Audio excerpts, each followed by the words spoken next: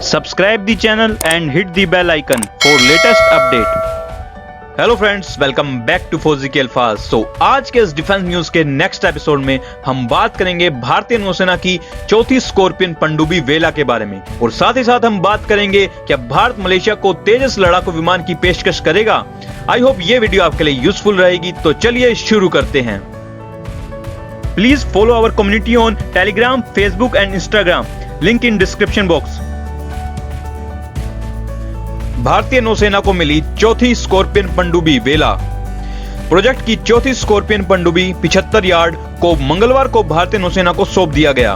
परियोजना 75 में scorpion design की 6 पनडुब्बियों का निर्माण शामिल है। इन पनडुब्बियों का निर्माण Mazagon dock shipyard limited Mumbai में नेवल ग्रुप फ्रांस के सहयोग से किया जा रहा है। प्रोजेक्ट 75 में स्कॉर्पियन डिजाइन की 6 पनडुब्बियों के निर्माण की परिकल्पना की गई है। उनमें से 3 कलवरी, खंडेरी और करंज को पहले ही नौसेना को सौंप दिया गया है और चालू कर दिया गया है। इन पनडुब्बियों का निर्माण मैसर्स नेवल ग्रुप फ्रांस के सहयोग से Mazagon dock shipyard limited Mumbai में किया जा रहा है। पनडुब्बी वेला को 6 मई 2019 को लॉन्च किया गया था और इसमें कोविड प्रतिबंधों के बावजूद हथियार और सेंसर परीक्षणों सहित सभी प्रमुख बंदरगाह और समुद्री परीक्षणों को पूरा कर लिया है। इनमें से 3 पनडुब्बियों पहले ही भारतीय नौसेना के पास कमीशन में है। पनडुब्बी निर्माण एक जटिल गतिविधि है क्योंकि कठिनाई तक और बढ़ जाती है जब सभी उपकरणों को छोटा करने का आवश्यकता होती है और वे कड़े गुणवत्ता आवश्यकताओं के अधीन होते हैं। एक भारतीय यार्ड में इन पनडुब्बियों का निर्माण आत्मनिर्भर भारत की दिशा की एक और कदम है। पनडुब्बी को जल्द ही भारतीय नौसेना में शामिल किया जाएगा और भारतीय नौसेना की क्षमता को बढ़ाया जाएगा। MDL ने कहा है कि 5वीं पनडुब्बी वागीरा को 12 नवंबर 2020 को लॉन्च किया गया था और इसमें अपना बंदरगाह परीक्षण शुरू कर दिया है। इसमें कहा गया है कि दिसंबर में पहली बार सतह पर उड़ान भरने की उम्मीद है, जबकि 6ठी पनडुब्बी वर्तमान में तैयार होने के उन्नत चरण में है। फिलीपींस के लिए ब्रह्मोस के बाद भारत मलेशिया को तेजस दिखाएगा। भारत के स्वदेश विकसित हल्के लड़ाकू विमान तेजस ने पिछले साल नवंबर में दुबई एयर शो 2021 में अपने बेहतर उड़ान कौशल का प्रदर्शन किया और उसके ठीक 3 महीने बाद यह एक और अंतर्राष्ट्रीय आयोजन के लिए आसमान पर ले जाने के लिए तैयार है। भारतीय वायुसेना का हल्का लड़ाकू विमान तेजस 15 से 18 फरवरी तक चांगी प्रदर्शन केंद्र में आयोजित होने वाले सिंगापुर एयर शो 2022 में अपने उड़ान कौशल का प्रदर्शन करेगा। घटना के बाद में एक शब्द एयर शो के आयोजन एक्सपीरियर के अनुसार इस साल से सिंगापुर एयर शो में 4 वायुसेना और 2 वाणिज्यिक कंपनियों के 8 फ्लाइंग डिस्प्ले और फ्लाई पास्ट होंगे। इनमें भारतीय वायुसेना के हल्के लड़ाकू विमान या तेजस की पहली उपस्थिति शामिल है।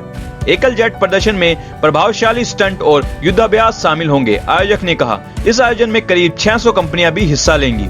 सिंगापुर वायुसेना गणराज्य इस वर्ष 2 प्रदर्शन प्रस्तुत करेगा, जिसमें F-16C लड़ाकू जेट द्वारा AAH-64D अपाचे हमले के हेलीकॉप्टर और एकल एरोबेटिक्स की एक जोड़ी शामिल है।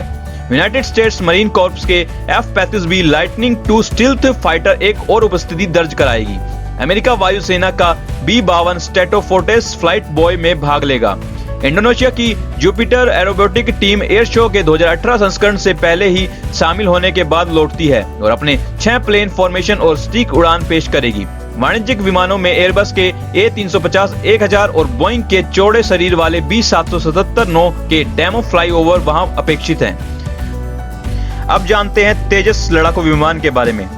एरोस्पेस दिग्गज हिंदुस्तान एरोनॉटिक्स लिमिटेड द्वारा निर्मित यह एक एंकल इंजन और अत्यधिक चुस्त बहुभूमिका सुपरसोनिक लड़ाकू विमान है जो उच्च खतरे वाले वायु वातावरण में संचालन करने में सक्षम है। लेजर एक फ्लाई बाय वायर लड़ाकू विमान है जो हवा में ईंधन भरने की क्षमता रखता है।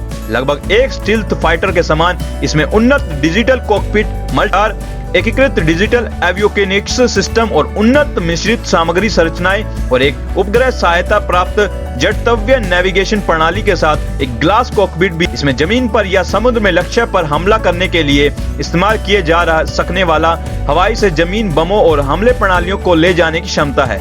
यह 50,000 फुट की सर्विस सीलिंग वाला सुपरसोनिक कॉम्बैट जेट है। इसके पंखों की लंबाई 8.20 मीटर, लंबाई 13.20 मीटर और ऊंचाई 4.40 मीटर है। विमान हवाई युद्ध और आक्रामक हवाई समर्थन मिशन के लिए एक शक्तिशाली मंच है, जबकि टोही और जहाज माध्यमिक भूमिकाएं हैं।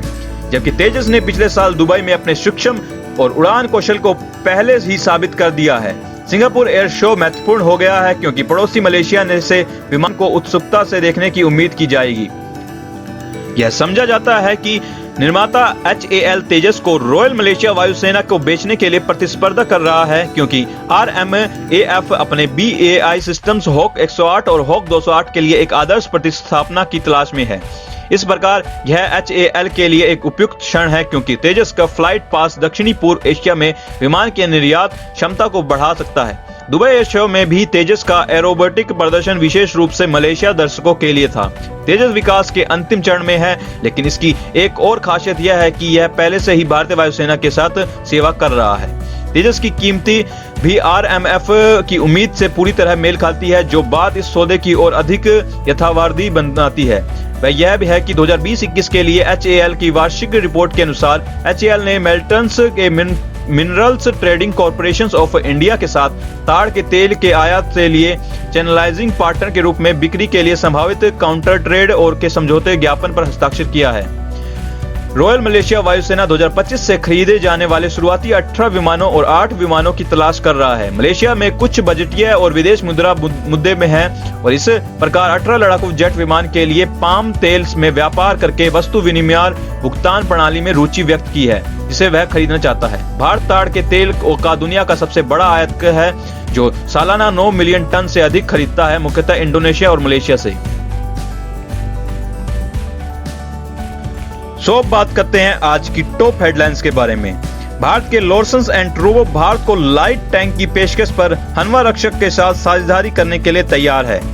गोवा शिपयार्ड लिमिटेड, एक भारत सरकार के स्वामित्व वाली जहाज निर्माण कंपनी ने अनुबंध के समय से पहले 5वीं CGOPV परियोजना का 5वां और अंतिम पोत वितरित किया। पाकिस्तान ने अभी तक आतंकवाद के वित्त पोषण पर अपनी कार्रवाई को साफ नहीं किया है, क्योंकि FSTF प्लेनरी निकट है। विशेषज्ञ कैडेट प्रत्युष, जिन्होंने 7 फरवरी 2022 को राष्ट्रीय रक्षा अकादमी में प्रवेश किया, नीचे गिरने के कारण उनकी जान चली गई। सो आज के इस डिफेंस न्यूज के एपिसोड में बस इतना ही। आई होप ये वीडियो आपके लिए यूजफुल रही होगी। I will see you in the next video. Take care and Jai Hind. Subscribe the channel and hit the bell icon for latest update.